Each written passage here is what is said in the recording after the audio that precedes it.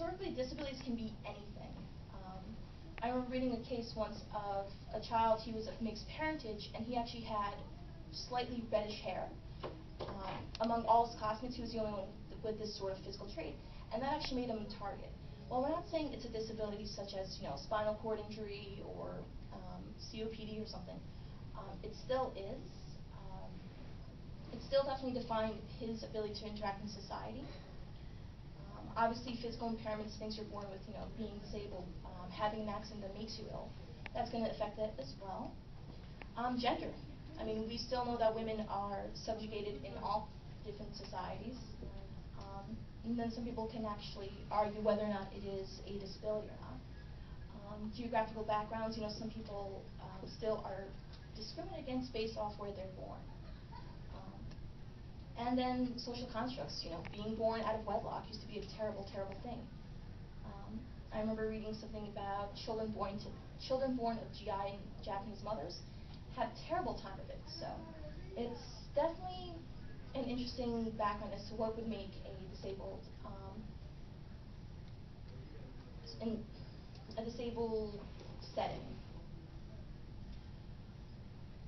So when I was doing my undergraduate studies, I studied abroad in Nagasaki for a semester. And so I got to know a lot of the history, a lot of the sort of social attitudes there.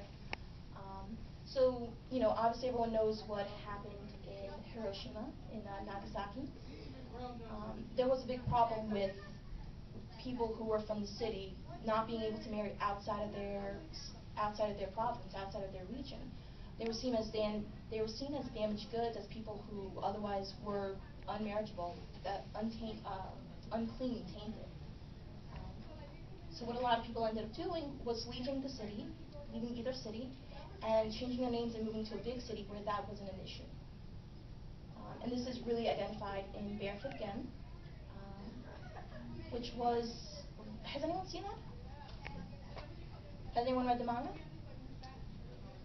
Oh, no. So it's a story told. It's a series of mangas and then turned into an anime film about this young boy who pretty much survives the bombing, and sort of how the city, becomes where you have poverty, where you have just these terrible injuries, and what he does and what he sees. So I don't want to make it sound like it's all terrible. Ichiro Hatayama actually, he was paralyzed on his left side. I don't know if it was a stroke or, I know it was a chronic health issue that eventually developed. But he actually ended up being prime minister even if it was a 2-year term.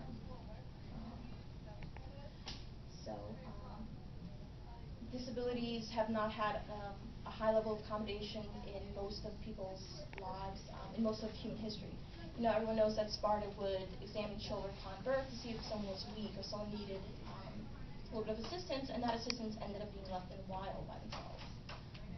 We actually see in Japanese literature there's not a lot of discussion about people who are disabled, or there's people who are blind. So that implies either they, upon discovery of this disability, were either euthanized or were hidden out of sight. There is some discussion that says, oh, this person was a little bit feeble-minded, or that person was just a little too off. But I mean, for the most part, we don't really see much more than that. Even Barefoot Gen, even the Tale of Genji actually shows, there's some people who, is that a fist bump? Oh, okay, see, I thought we had a connection. So, the Tale of Genji, we meet some characters who are a little bit off, but not entirely disabled, So that is definitely not a lot of help from literature. If someone who was a disabled individual and they live either on the charity with the goodwill of their family or their parents. Maybe sometimes they were taken in by local monks, but it definitely wasn't ideal. Currently, Japan gives a stipend for people who have disabilities. It's just sort of a basic funding for them to live. It's really basic. It doesn't really give them a lot of goods, a lot of funding for extra goods, extra special things. So it doesn't really go further than that. Recent legislation has sort of tried to combat this, to try to improve the way people see people with disabilities, but not necessarily that much better.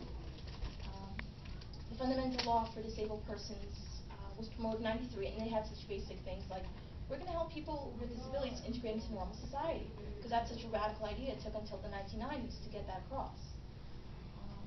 It pretty much said that the government's going to help take care of people. The families of people with disabilities have an obligation to help them live in society, and it established certain rules and funding for people to be able to have some extra supports. The basic plan for persons with disability was a 10-year plan. I haven't found any evidence that said it's been an excessively good plan. It just sort of reiterated what happened in the 1993 law, and that hasn't really gone much further than that. So we're going to discuss physical and psychological. Physical we'll go into first, and we're sort of going to go into born with versus attained or developed, for the sake of not going too crazy. So Tale of Genji was a very old tale, and you really didn't see people with disabilities in that one. Whereas now, with a lot of modern series, a lot of anime, you'll see that people do have disabilities. But if you notice, they're really presented in a way that's not up close and personal. It's presented in a way that's very mild. It's not going to be up close and personal. It's not going to be unsettling for the viewer. For the most part, a couple slides ago, we saw that the casual person really didn't interact with disabled people. So you've got different people. Kushana, Nausicaa, Valley of the Wind. She has a bionic arm. She clearly doesn't let that get in her way. With Shinra, he's in a wheelchair, but he's still, he doesn't let that get in his way, so he clearly goes for it. Yue from Angel Beats, definitely a character who does not let her disability get in the way, even though, I guess you could argue, different worlds. So in terms of physical disabilities, Japan has increased the amount of ramps for people to be able to use to get around, so people with mobility issues are able to get around more. I wouldn't say this is more because they're being more sensitive. Rather, I think it's just because they have a growing, aging population. So they do sort of need that. Though over the past 15 years, they've installed 1,900 new elevator services. They're not great. They take a while to work. It takes about 5 minutes to get the people in and out. So it's great, but it's not perfect. More characters with physical disabilities.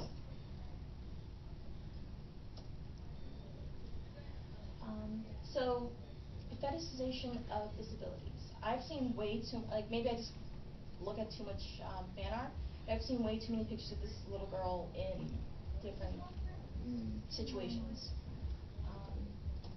But apparently it's a very common practice. I know China and Japan are different, but throughout their history, they traded cultures back and forth.